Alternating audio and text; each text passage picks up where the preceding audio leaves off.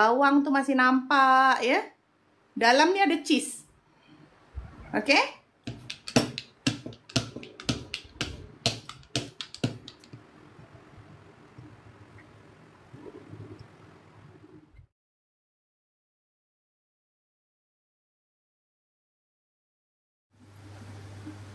Dia tak melekat ni ya, senang je kita nak buat kerja.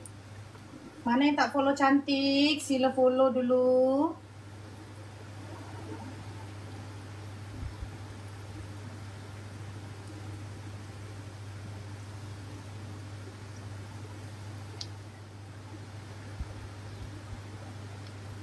Tekan tu bahagian hujung je tau.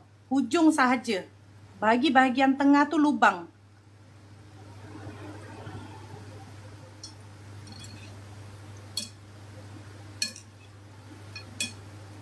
Yang ni akak-akak buatlah masa puasa nanti kak. Boleh mengisi waktu luang. Dah lah buatnya senang. Jenis yang tak melekat. Dough tu tak melekat.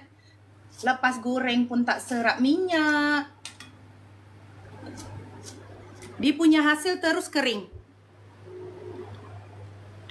Tak berminyak langsung. Hasil terus kering. Keripik bawang cheese yang Charlie dah kongsikan, dia punya bentuk pun sangat lawa. Boleh jadikan idea mana akak-akak yang rajin nak berniaga kuih atau kudapan raya nanti. Ya, sebab buat ni sangat senang, tak ada telur, rangup tahan berbulan-bulan. Yang terpenting tak berminyak, dia kering. Okey, bismillahirrahmanirrahim.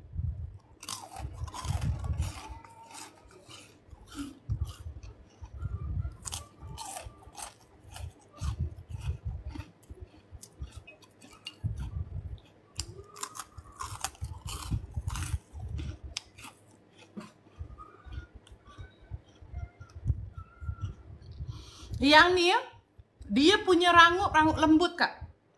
Ya, rangup lembut. Bukan rangup yang kletuk tak. Akak nak makan banyak-banyak tak sakit gigi.